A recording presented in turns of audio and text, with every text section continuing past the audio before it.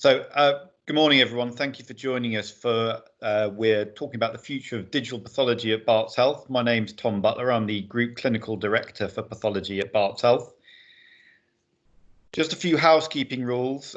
Please, everyone remain on mute during the presentation. Only the presenters are going to be unmuted. Hasan Rizvi is going to lead this presentation, and our colleagues Sarah Jensen and Tim Farron are going to come in at various points.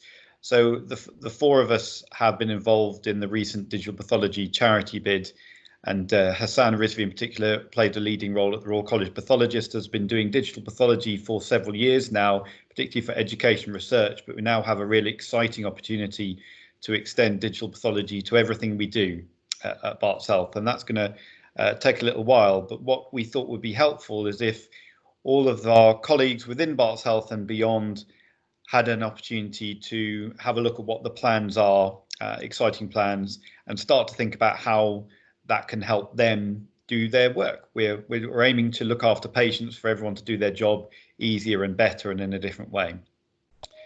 So without further ado, I'm going to hand over to Hasan, who's now going to lead the presentation. And as I said, any questions we'll have at the end, please put the questions in the chat so I can ask them at the end, and we may have some time for people to ask direct questions, but I'd ask you to put questions in the chat, please. Okay, thanks. Hasan, over to you. Thank you very much, Tom. Can you all hear me? Yeah. Yes. All right, perfect. And obviously see the screen. First, two basic questions. Thank you very much, Tom, for this, organizing this. And I have to say, even though you see only 4 or 5 names on the first slide, this is a group effort. We've had a digital pathology group which has been meeting for the last year. We've used expertise within the department and then support from within the department and the CSS group and the trust from IT, especially Sarah's group and Path IT. There's lots of names, but just to say that this is the culmination of work going on within the department for the last many years, not just sort of this bid at the moment. We've tried before, but thankfully this time we were successful. So we're going to share this story with you. The way the presentation is going to work, I'm going to start off, and then Tim, who's a colleague from hematology, from immunophenotyping, is going to talk about the hematology bid, which was successful with the charity initially. And then Sarah, who's our CIO, is going to talk about the informatics journey within Barts Health and how that has helped. So moving on to the next slide, if I can. Yeah, so I'm going to talk about, because this was to the charity board, which includes a lot of lay people who do not understand about pathology the way many of us might. And I wasn't sure about the audience today. So we're going to talk a little bit about what is pathology, what is digital pathology, what's about this bid that's innovative, how will it transform, what's the linkage within the wider life sciences landscape within Barts Health and our associated organizations within Queen Mary, the institutes, and obviously the benefits for us and how we take it forward. So for most of us in histopathology and hematology, it's some form of human tissue on a glass slide, which we look at it under a microscope. It's a subjective process of evaluation of a 2-dimensional image at different magnifications. And obviously, because the microscope is a clunky piece of equipment, this is the simplest form you're seeing. We have up to 10 or 12 heads on a microscope, which is quite a large piece, which fits a medium-sized room. So we can't really move it around. We are fixed to the place of work. What kind of work do we do? Sorry, hematology is broken up a little bit on the screen. I apologize for that. That's about 3% of our work. Histopath is a big bulk of our work. Within that, roughly about 40%, there's a 40-60 split between cancer and non-cancer, but this might have changed. This is from slightly older data, about 7 years ago. Well, how's it used? We use it directly for patient care. It developed mainly as a diagnostic tool, pathology, but now we offer a lot of information that is used directly for therapy, which guides therapy. There are biomarkers, there are genomic tests, and so on, which are used directly for decision making. Sometimes when a cancer or a disease comes back, other diseases like hepatitis C or liver diseases, we basically use histopathology and hematology markers or hematology changes to essentially look at whether the disease has come back, has it progressed, what's the stage, and so on. And that directly informs progression therapy. Then we form quite a big basis for tissue-based research, translational research. Every tumor that you come across, any name that you know of, carcinoma, sarcoma, is all comes from pathology, 100% histopathology based classification and naming. And then all public health programs, when we talk about screening, breast screening, cervical screening, that's all informed by histopathology diagnosis. And the feeding of the cancer registry relies a lot on the data that comes in through histopathology because that's the gold standard for diagnosis currently. How have we moved in pathology? Well, we started off the journey a few hundred years ago in the 18th century when there was a lot of surgeons and other doctors. There wasn't a pathology department established till until the 19th and 20th centuries. And we were doing dissection, then just looking at macroscopic pictures. One of the big names, Hodgkin's from the UK, has contributed to the synonymous lymphoma. And then moving forwards, the microscope was discovered by Leeuwenhoek in 1654, which took us about 200 years to catch on to use it for human tissue. And in the mid sort of 19th century, Wyckoff's work established it. He was called the father of cellular pathology or histopathology as we know it today. That was established on the basis of that work done about a century and a half ago, or 2 centuries nearly. And then that was sort of the first big revolution from dissection to microscopy. And then the second revolution came because we could tell down the microscope. It's essentially a two-dimensional image, whether it's a small cell, a big cell, an irregular cell, or a regular cell, what color, and so on. But then we actually could talk about functionality when we started using antibodies because any two small lymphocytes look the same. But using an antibody, let's say for against a B cell, we could tell whether it was a B cell or a T cell. If it was a T cell, what arm of the immune system did it fit into? Was it a helper? And so on. And that was the second big revolution using electron microscopy and antibodies for this. Sorry for the background noise. We usually have alarm testing at this time in the building, which is stopped now, thankfully. And then the third revolution, which is pretty much the 21st century stuff in pathology, is around molecular and digital.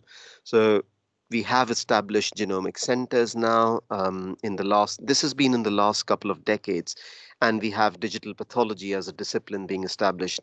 10 years ago, when we got the first scanner in the department, 10, 11 years ago, there was a lot of resistance across the region and it was difficult to scan slides, but now everybody pretty much is using it for teaching and research, and we're hoping that we get widespread usage with diagnostics soon.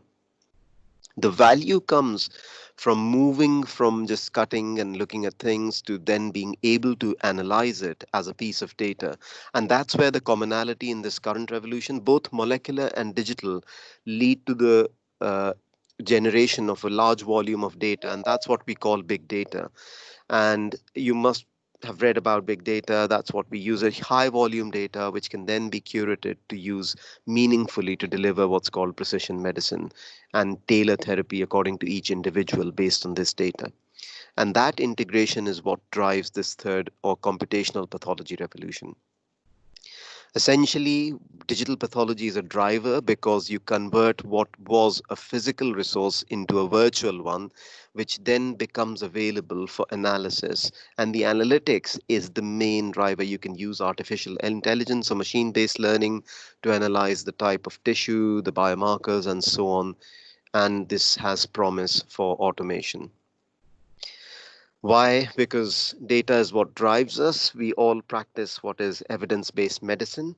And essentially, the evidence comes from this data, published data in the form of journals, papers, and then data that we generate from our practice. And that's where digital pathology comes in.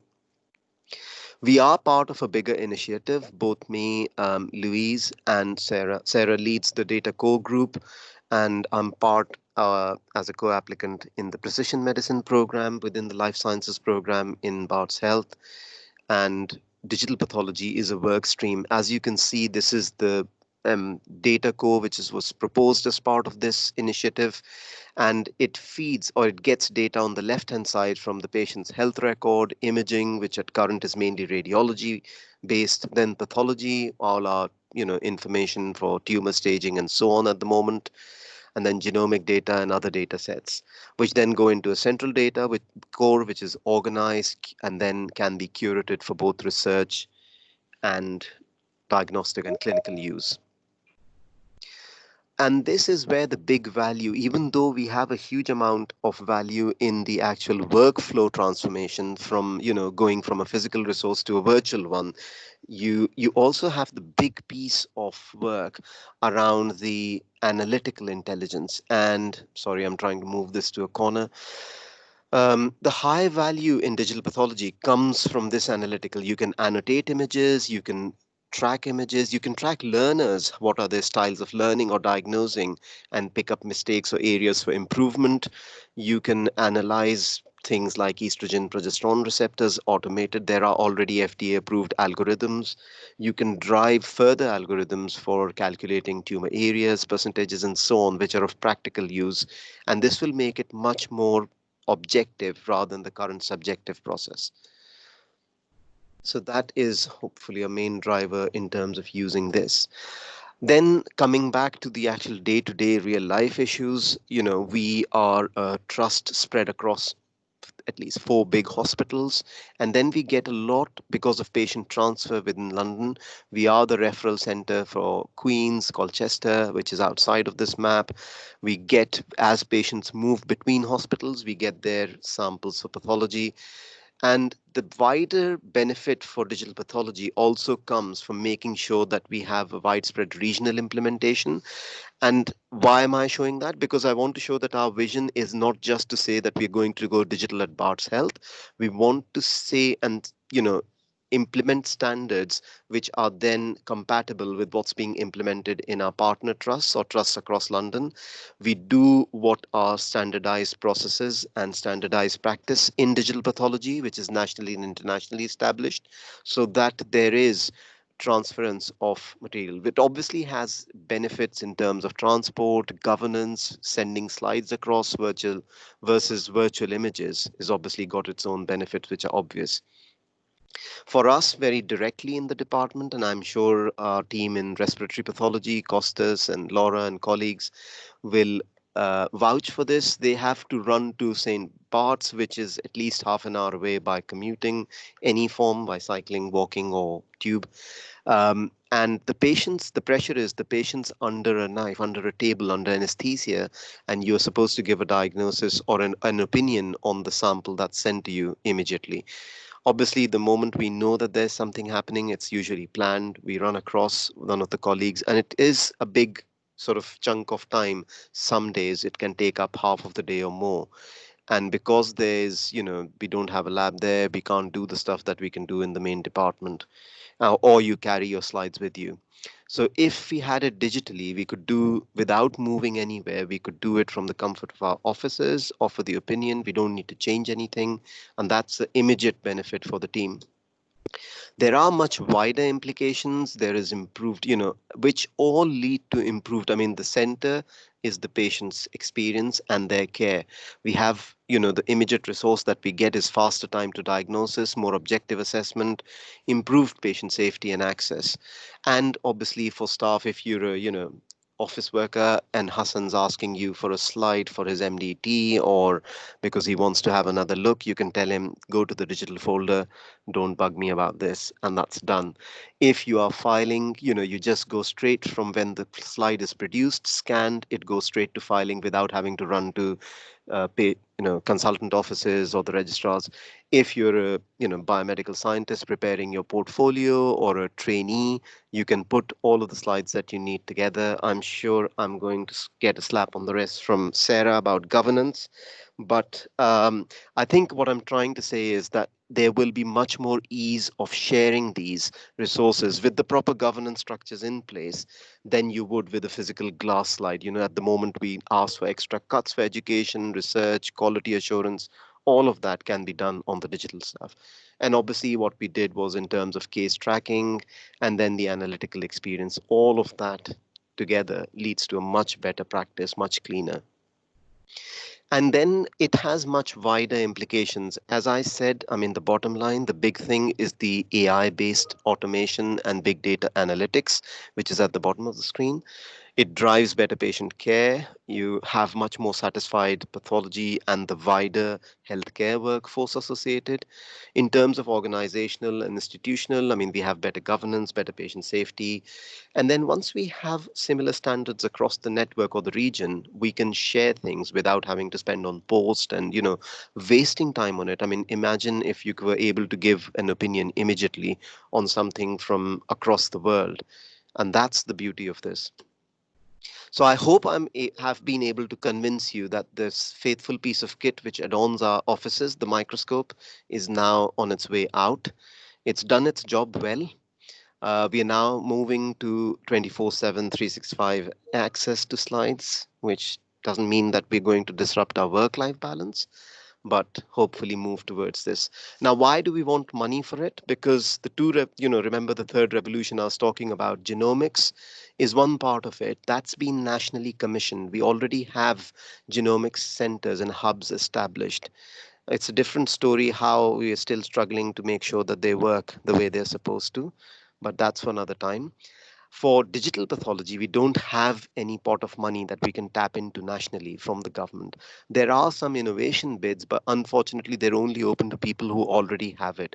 So we have to rely on local resources and local support, both within the trust, our charity, and organizations who will drive this locally. And that's why this case. What's the vision for asking for this?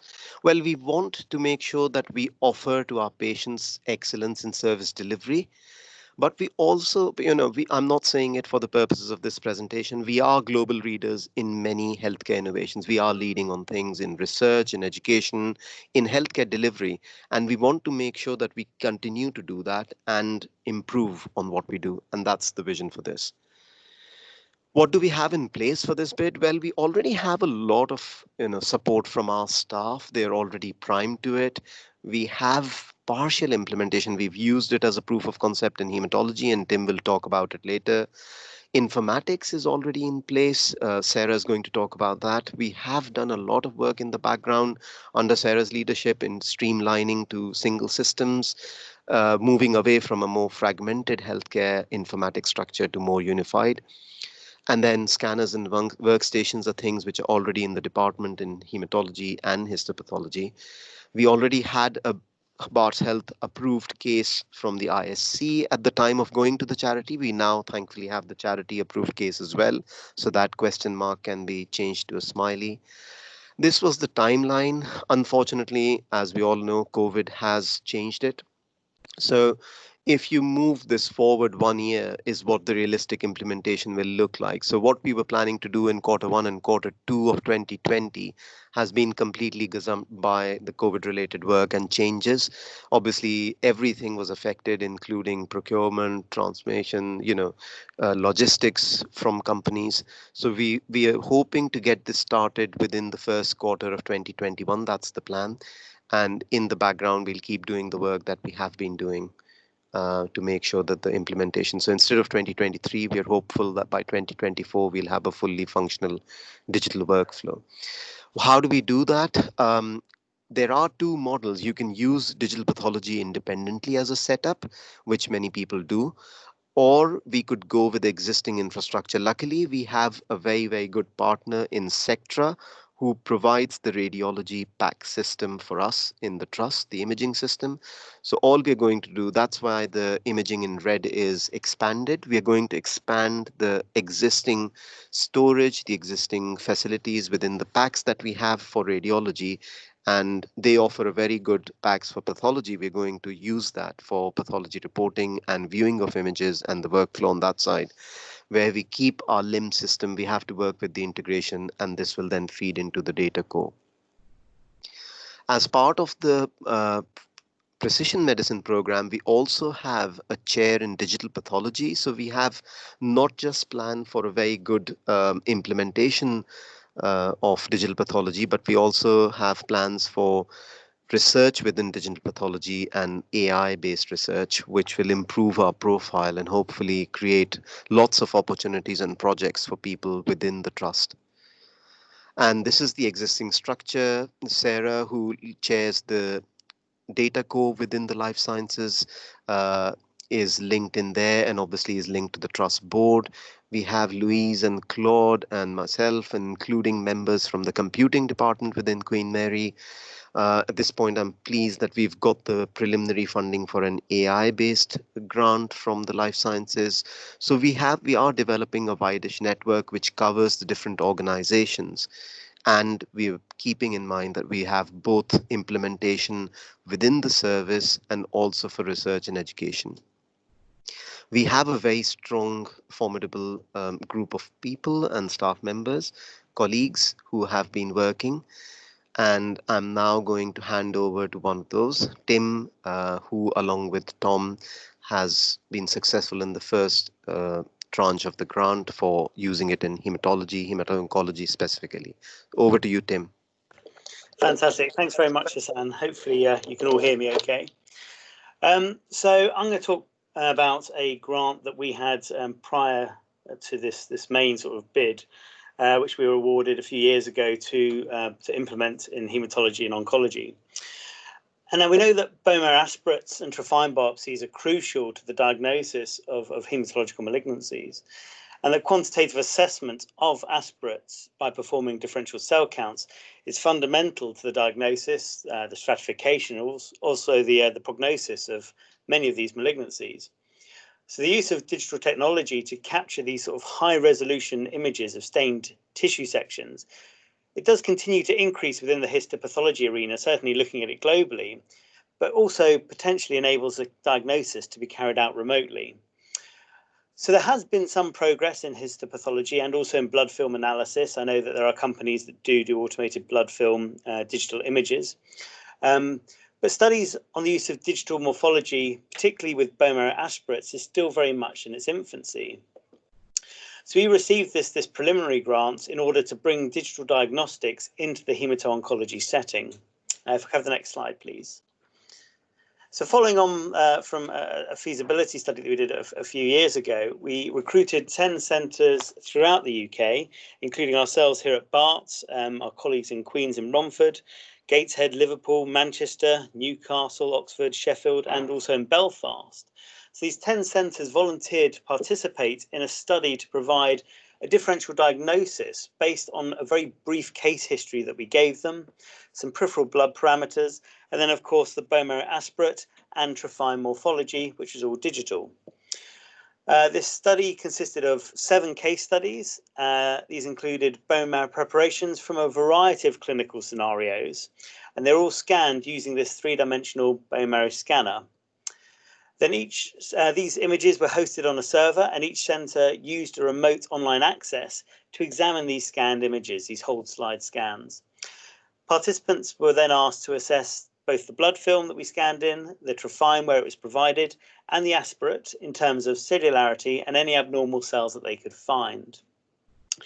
In addition, we asked them to provide a 300 cell differential on the aspirate, and then using additional genetic and immunophenotyping information that we gave them later, they were asked to provide an integrated diagnosis based on the WHO classification of tumours of hematopoietic and lymphoid tissues. We also gave them a free text descriptive narrative. They could write whatever they wanted for the peripheral blood and the bone marrow assessment. And there was strong concordance in terms of morphological definition in relation to altered or normal hematopoiesis. Next slide, please.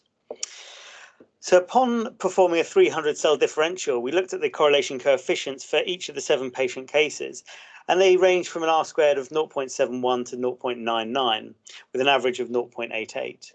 And in terms of generating a diagnosis based on the WHO and based on the differential and additional investigations and clinical history across the 7 cases, there was a very strong concordance between them all. Next slide, please.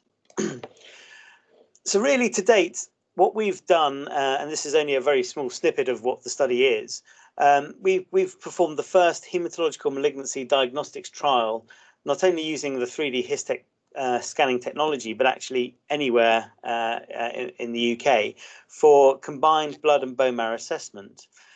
We aimed them to produce a 300 cell differential and a final diagnosis according to the WHO, and that showed very high concordance between the centres in terms of descriptive morphology, cellular differential, and also the final diagnosis, which is really encouraging. So this really is the proof of concept that this technology, certainly in hemato-oncology, does work. And advances in this technology have meant that the quality of these digital images is now really almost indistinguishable from that of the glass slide. Next slide, please. So combined with real-time reviewing platforms, and Hasan's already alluded to Sectra, this will allow us to have online annotation. It will enhance educational possibilities and also possibilities for research. I mean, this is a picture here of us using this in a digital technology in a grand round setting that we have once a month for interesting hemato-oncology cases and in MDT sessions. And it's anticipated that this technology will develop further and further and will have significant implications for all our centres that treat patients with hematological malignancies. And it really will transform the nature of the multidisciplinary team.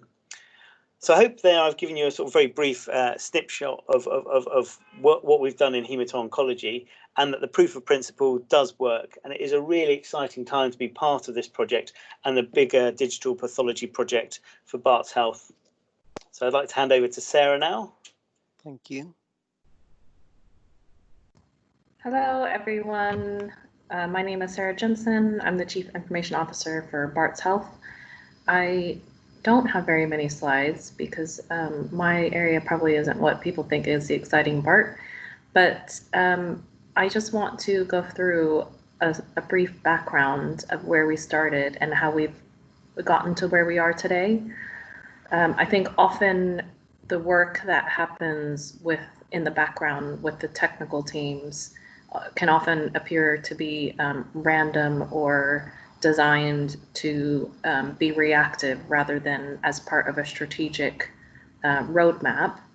And so Hasan's going to go to the next slide. We are going to talk through, and we can answer questions at the end, of course. But we do have had a strategy for some years now, and this just shows a brief timeline of all the things that we've had to do to get in place to reach the point that we are now at. Back in the days of the national program, which were early 2002, and then go lives happening late 2002, 2006. I think I joined the trust, I actually can't remember the exact date anymore, but back in 2014, we were very fragmented across the trust as a result of historical mergers with Newham and Whipps Cross. And even at the London and Barts, there was not clear single system instances running across the existing trust at the time. So we have now spent and made cases for investment to the trust for some very, very strategic work, not just in the imaging sections, but also in pathology.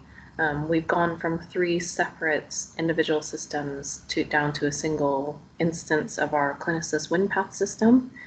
And we've gone down from not just different PACS, but also the different RIS systems across the trust hospital sites into a single RIS PAC system. Our partners for those programs were Clinisys and Sectra. And in doing not just the system rationalization, but we've also done very, very large data migration programs in conjunction with those efforts to get all of the images and all of the archiving down to single repositories so that we can have one view across the trust no matter where the patient flows. I think it's important. We have a lot that we can benefit from the research and the academic side, but at the end of the day, Barts Health is a acute provider, and at the other end always is a patient trying to get healthcare. We intend to use digital pathology as now the next stepping stone in that strategic view.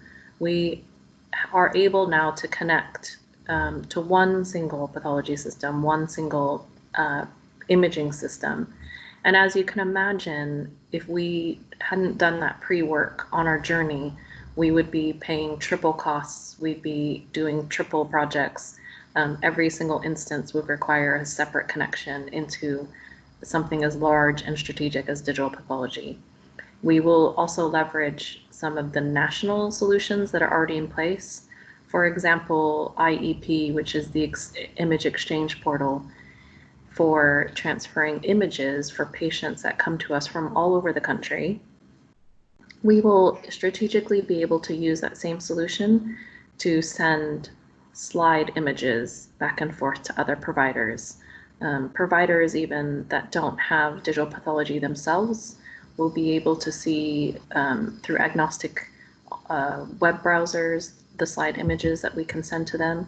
That will stop the shuttling of physical slides back and forth.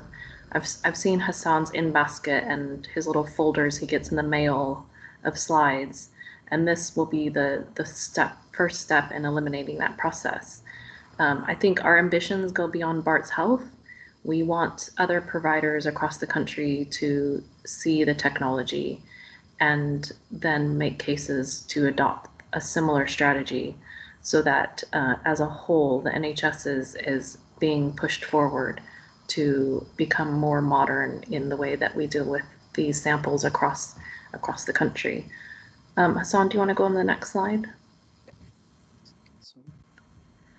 So this is just a very, very brief few bullet points about the diagnostic systems across pathology and imaging. We've done similar as well in pharmacy, which hopefully on the periphery will also see some benefits. And we now have single sources of data which can be used for our life sciences ambitions and for our research. Next slide. So Hasan is driving the presentation. He's just going to pull up a short little video. For those of you who have not seen this before, I think which is most of you, we decided to put a little video clip in here to demonstrate not what is coming, but what already exists on the market and what is already possible to do for those providers globally that have this solution. It is a short video. Hasan's going to pull it up and then just pause it while I talk through it. This before you is a digital image of a slide which has been sent to a lab for detection of cancer. It's a breast image with breast tissue, and you'll see in the upper left-hand corner the slide image has been magnified, and the area has been is shown on the right-hand side. Now you'll see that it's a Ki-67 antigen that's been applied in regular standard practice. I'm talking like I know, hopefully, what this is in reality in a lab, but I'm not the one who does this, so I'm happy to take critiques at the end. The software that we're going to be implementing as a standard has some AI functionality, which removes, and it is intended to remove, human subjectivity from the process. So you'll see on the left-hand side that there's a navigation pane, and you can choose the number of cells, 100, 200, 500, 1,000. It will then select the area and count the cells. You can see in the very lower left-hand corner, it shows a count and says 43%, which is 86 of 200 are positive. That, as we're going through, you can then go through with your human eye, and you can change the plus signs or the negative signs to change the count manually if, as your clinical interpretation, you feel like any of them have been identified incorrectly. So that's just a very, very brief snippet. I think it's just 10 seconds of some of the future functionality that we will get with the solution. Hasan, do you want to pull the slides back up? Yeah, give me a second. I thought that I had.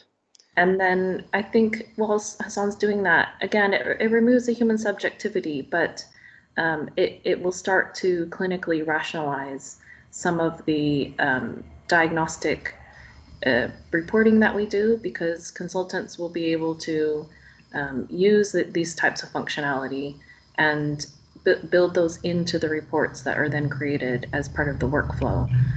I would say as well that in close, I think Hasan and Tim have both alluded to it, but we are looking for a full end-to-end integrated workflow as part of our solution. For us, it's not about scanning and then looking at images. For us, it's about scanning and tracking the slides in the process with barcode scanning and automation. And it's about the consultants and the histopathologists getting work lists as part of their normal function, where the slide will be attached to the work list. They'll be able to see prioritization, and in selecting the patient records off the work list, they can create reports that then automatically go into the archive. They go back into the record, and they will have modern workstations that they're using, similar to what our radiologists use for image reporting. So I think, Hasan, on the next slide, I'm going to hand over back to you. Right. Thank you very much, Sarah. Sorry, this is not to big myself up in front of the charity, not in front of colleagues, but the main idea was to say that I've been doing this for the last 10 years as a part of an education role in the London Deanery.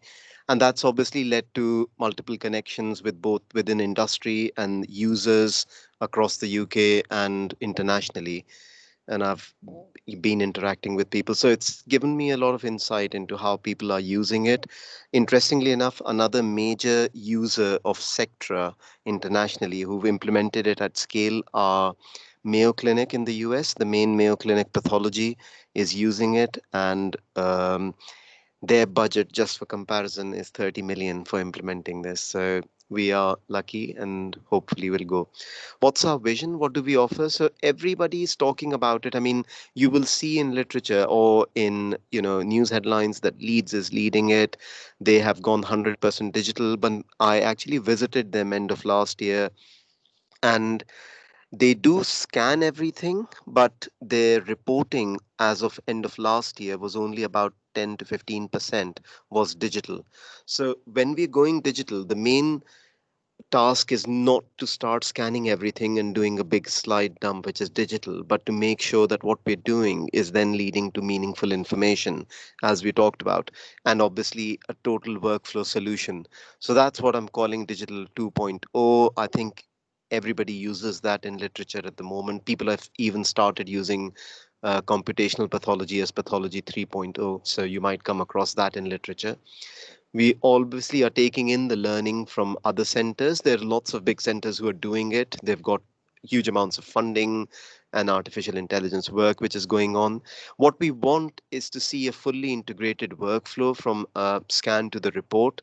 And where do we generate informatics in pathology? Well, we start with the gross or the clinical information is the first thing. Then we have the macroscopic images, which we want to integrate. Then obviously the digital pathology and the biomarkers. We have genomics. Marianne's been doing a lot of great work on the hematology side, and hopefully now with the solid tumor information coming in, whether it's externally or internally, we can integrate it for usage. And at the end of the day, everything is converted to data. We move towards computational pathology is the vision. And one of the other things that we're thinking about with this is to make sure that we start doing synoptic or standardized reports. The current problem is we do pretty much what looks like a Word document report, which is free text, and it's very difficult to search using computer languages. So we want to convert it to either a drop-down menu or a select box, which is just got limited amount of text, but that makes it very easy for a string program to search what the information is contained in each box. And the desired state is to make sure that we've got structured data and harness that across pathology. How do we do that? We did a business case for roughly about less than 1 million, 0.9 million for Barts Health, which was successful. And subject to the capital case with Barts Charity, we asked them for about roughly about 3.3 million, 3.2 for the capital outlay, for the equipment purchase, licenses, and so on. We were lucky in that they gave us more than what we asked, and they asked us to do health economics around the business case, because that's not one thing that lacks. People do talk about the benefits from digital pathology, but nobody's actually done a formal study on it. If you do a literature search, it comes up with varying figures from 10 to 15 to 20% savings, but where those savings are is difficult to find. So we are hopefully going to objectively define that and publish it. Our costs for the business case are basically around, this is the rough breakdown. You can see that the bulk of the cost is going to be in equipment or in capital spend, and then we've obviously got the staff and healthcare. The last is obviously the promises to transform our services, provide excellent care for our patients, which is safe and effective, hopefully save some costs, have leading health data science, the precision medicine initiative linkages, and digital pathology and computational pathology sort of implementation and enabling. So I hope that that's been a comprehensive review for what we are hoping to do in the department and in the trust. Thank you very much, and ready for any questions. Great, thank you, Hasan, Sarah, and Tim. That was really excellent, and gives us a glimpse of the future. Obviously, we've got a lot of work to do now to implement and spend the money. So we have some time for questions. We've got a couple of questions in the chat, which I'll come up to in a second. But if anyone does have a question, either put it in the chat, write it down, or raise your hand using the raise hand function. I'll try and come to you. So the first question is from Charles Gutteridge, who's the clinical Chief Information Officer of Barts Health. He wanted to know what the approach to synoptic reporting would be within this. And Hasan, if you could explain what synoptic reporting is first as you answer that.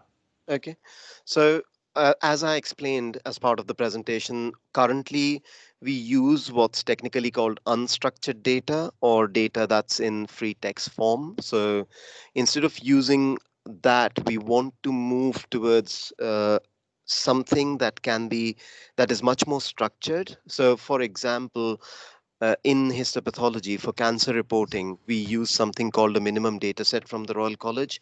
And what we can do is build a pre-populated field of options, or almost like fill in the blanks, and you have tabs.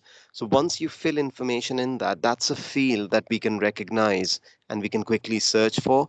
And what that helps us do is, rather than sort of searching for a needle in a haystack, the proverbial, we actually go for data that the computer can see and pick up very quickly. I hope I've been on track there. So that's it. Sorry, Hasan, if I can just add to that, what we have a dearth of reporting types, formats, and templates across the whole of the NHS, and most of it is free text or voice recognition, stylistic rather than structured, depending on who the reporting consultant is. And this is not unique to pathology. It actually is across multiple functions, imaging, endoscopy, anything that requires a report as an output of an analysis.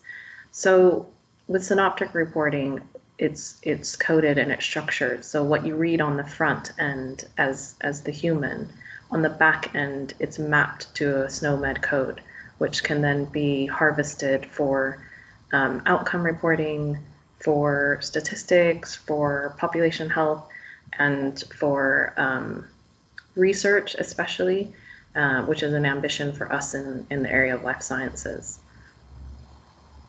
And obviously, I mean, thanks to Charles, I've been involved with synoptic reporting and understanding what it involves. As Sarah's saying, it can go actually to a very high level. It can link just through the clinical coding, and can provide you. I mean, there are the two famous Scots from Nebraska, I think, in the US, who have done a lot of work around it, and around the SNOMED CT reporting, which we use commonly for coding tumors and non-tumors. and we can link it up. So what you can get is an integration with the clinical side. And imagine you have a world where you can just search either linked pathology or linked clinical information based on what your pathology shows. And that's a very powerful tool for both driving patient care, precision medicine, tailoring it to what's exactly happening. And also in terms of data access, it's a very, very strong tool in terms of getting it. So we are building that in.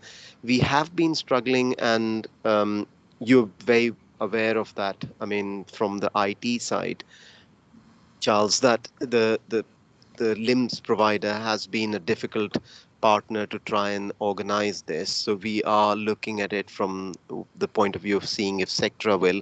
They are very willing and they have said yes so far. So we are hoping between Clinisys and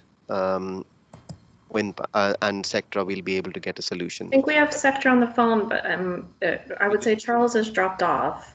And I would just emphasize again the kind of computational boundless opportunities we have to move to synoptic reporting, because as you can imagine, as humans in a diagnostic report, even if you spell one of the terms incorrectly, the search functions don't pick up. We miss out on huge amounts of percentage of things by search functions. And although NLP, natural language processing, now has tools that will go out and search for spelling errors and and similar terms, all of that has to be validated when it comes back as a return. So Chris is on the line. So can I suggest we let Chris answer this one? We've got a couple more questions to come to, but Chris, do you want to make a comment and then before we move on to another question? Of course, yes, I'll keep it brief. So absolutely, guys, I can confirm that the solution that is on the table, is already in test. There is to include the ability to create synoptic reports or indeed leverage existing structured reports from other sources. These can be bought into the web-based PACS-based reporting solution, and then the pathologist only needs to interact with that single solution. Once the report is created, it can then be pushed out in a variety of formats, depending on what the recipient systems are able to receive, so that they can be distributed to the EPR and the LIMS and other places. But yeah, I'd just like to emphasize really that the ability to bring structure to your reporting exists within the system already. We hope and anticipate that we will be deploying it, and the ability to create your own content and leverage other sources of content to this scenario is also there. The reports themselves are MRT templates built on JavaScript and HTML. So again, if you've got expertise within your departments or within your IT function, again, that expertise can be leveraged to create those templates within your environment. Thank you. Thank you. Thank you very much. Now, Hasan, I'll ask you to deploy people as necessary. Could I ask you to look at the chat? And so I think Jim's got a question. It may have been he posed it before you explained that Leeds don't actually have as much of a digital pathology solution as they often say. But could you just address Jim's question first? Of course. Jim, valid point. They have had it. They have been very good at selling it. I think their sales is much stronger than their implementation. And if you talk to Darren today, who's the lead there, he will admit that it's been a difficult journey and they still haven't had 100% buy-in from there, despite a lot of literature coming out. And they still, funny enough, even though they're talking, I think IT integration wise, since Sarah's joined the trust, we've had this consistent move. I'm sure you're aware of how we've moved to single LIMS instance across the 3 sites or 4 sites that we use it. And that's the sort of work that's needed or required. I mean, implementing digital pathology is not a bubble, and wherever it's happened in a bubble, like what Philips offer, for example, it doesn't work. And for it to be a really good solution, it has to be integrated in your existing workflow, and it's a workflow change transformation rather than an isolated innovative technology being used as a gimmick. So I hope that explains, and we are moving towards streamlining our IT infrastructure as Sarah's. It's a slow journey. It's a big beast. It's a clunky animal. It's like steering a huge, megaton ship. So by the time you get to it, it takes time. It takes time to implement and get that vision. But the main, hopefully, the main philosophy and idea is to have a strategic direction that move towards that. And we're there. I mean, we are probably better than most of the people who are in the arena across London, if not much wider field. I mean, if you look at other partner trusts who are our size, they are far behind in terms of implementing the IT solutions. So, and I think, Hasan, just a comment from me, I think you're probably underselling yourself and Barts Health. You, for over a decade, have been using digital pathology scanning for teaching on a relatively small scale, which is not dissimilar to what Leeds are doing. We've got these courses you run, you do online slides teaching, and so we are doing it at small scale. It's just not nowhere's really doing the full end-to-end full digitalization. So do take credit where it's deserved. Susan Benson's got also a question around hot labs and theatres, which may relate to sort of frozen sections. Would you be able to answer that, Hasan, again? Sure, of course. So we have, I mean, I hopefully explained that. I did cover it in a slide, that's one of the things. What it does boil down to is having a small scanner. The good news is that scanners which weren't below 100K are now available, working scanners which can provide a service in a hot lab or in a theater, that's time constrained. You can't have a scanner that takes 15 minutes to scan a slide. You need it in 2 or 3 minutes. So that sort of scanner is now available anywhere from a cost of 10 to 15,000 to 30 to 60,000 for a few slides. So it's a much more achievable target, and it's available. It obviously then depends on integrating it with your existing IT so that once you scan it, it's able to immediately be visible across the trust network, if not wider afield. Okay, thank you. That's helpful. And we're very excited about the frozen sections. We're going to be sort of helping people at St Bartholomew's. So Richard McLean asking, this is maybe a question for both Hasan and Sarah around storage of slides. Obviously, we're storing the glass slides for a long time. And are there any sort of interesting aspects of data storage versus glass storage we want to talk about? Oh, Sarah, do you want to go? So I would say when it comes to storage, we need to be really careful how we talk about this, because there's the electronic, the digital storage, and then there's the physical glass slide storage. I would say that right now there's no limitation being placed on the electronic digital storage once we start archiving them. We are guided by what the statutory and legal storage requirements are. Sorry, for the glass slides. Glass slides, as you all know, deteriorate over time and years. They fade, they become less viable, and then you've got the blocks as well. So this is part of the wider picture that we really try to get out of the detail and become part of the strategic vision across the UK.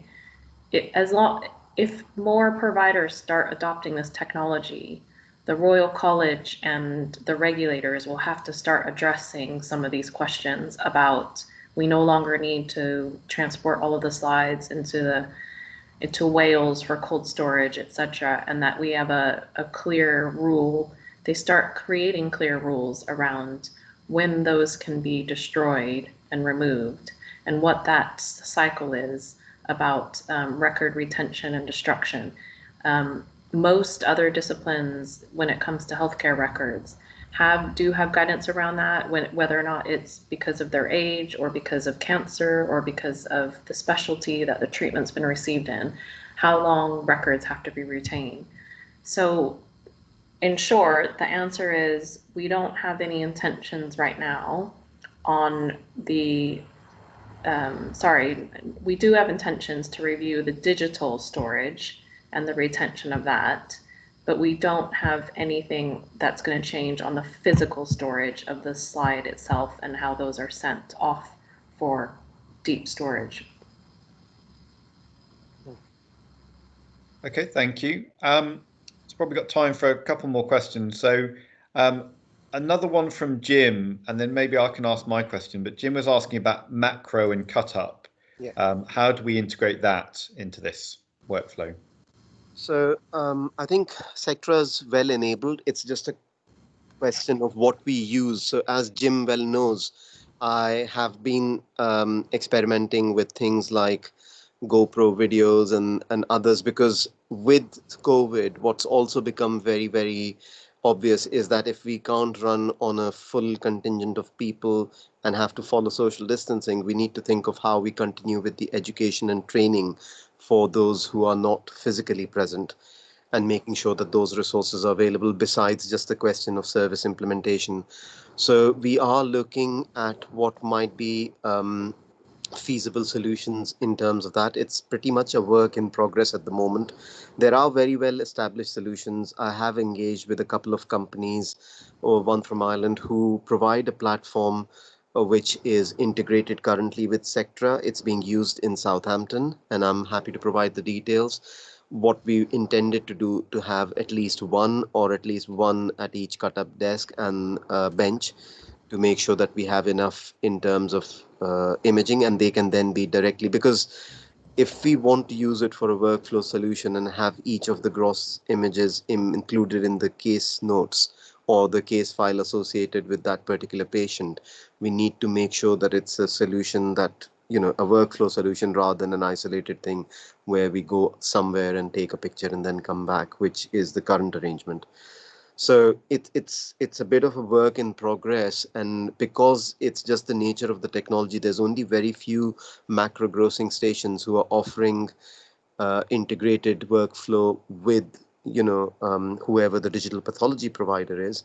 And in this case, we're lucky we found one who are providing that with Sectra. So hopefully we'll go with them.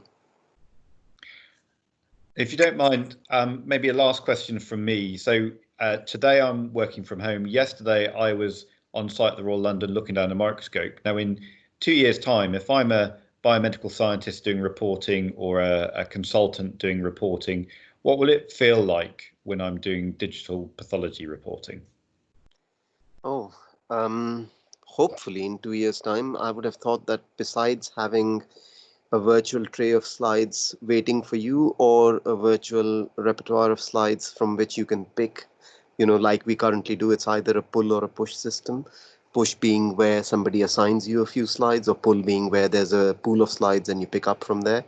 So that just happens virtually rather than that, and you can use, there will be specification around what kind of monitors we use, and I'm sure you're aware of the healthy discussion we've had around what monitors to use at home, and we'll get to that. But besides that, I think the more interesting part, hopefully in the next 2 years, is that you might even get little pieces of software which tell you that, oh, when you open the slide, it says, I think that this could be a cancer. Do you want to work it up? And then maybe something like a traffic light system where, based on the AI in the background, it has already chosen what it thinks might be high priority cases.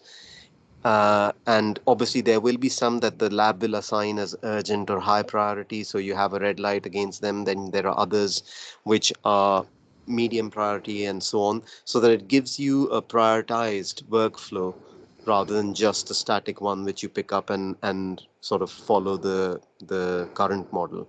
So hopefully with digital. Yeah, sorry. Can I just add a little bit and put the challenge back to Tom and the consultant collegiate group? What this will feel like and look like in a few years really is up to how much the service embraces the technology and the solution, and how and what pace the change and transformation of the service is willing to take on. It was clear during our reference visit to a site, a large regional service who does this in a different country, that all of the scanning of the tissues, all of the slide production of the tissues was still physically retained where the consultants reported, because although they had moved to digital pathology, they were still asking for the physical slides to be distributed to each reporting station so that they could have them in case they wanted to look at them. Really, full embrace of the technology, once the confidence is there that it works and that it's safe and reliable, is that the slide tissue and the cut up stations and all of that scanning doesn't need to happen physically, even in the same building as where the people are located. There's lots of things like that throughout this process that we will be challenging the service to make decisions around. Are you going to fully adopt this? And are we going to move at the pace of transforming the culture and the work practices, which will then equate to how flexible people can be and where they can be as part of their daily job functions. And then don't even get me started on the topic of MDTs. Well, we've run out of time, so unfortunately we don't have time for that. But I think thank you, Sarah. You're pointing out that it's great to have the technology and the money to pay for it, but at the end of the day, it's people who need to use it and use it wisely. So I will take on that responsibility, but I think we all, as a department and as a healthcare system, need to take on the responsibility to work out what we want it to be in 2 years' time. So you put it back to me. It's up to me and up to us to do this. So we have run out of time. Thank you very much for everyone for participating and for your questions. As we explained at the beginning, this has been recorded, so we will put this up for colleagues who couldn't make today to have a view. But also the most exciting thing is over the next 1, 2, 3, 10 years, we're going to be changing the face of pathology with this.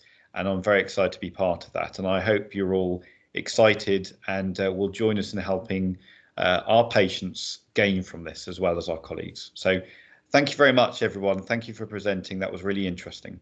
Thank you. Okay, Thank you very cheers. Bye-bye.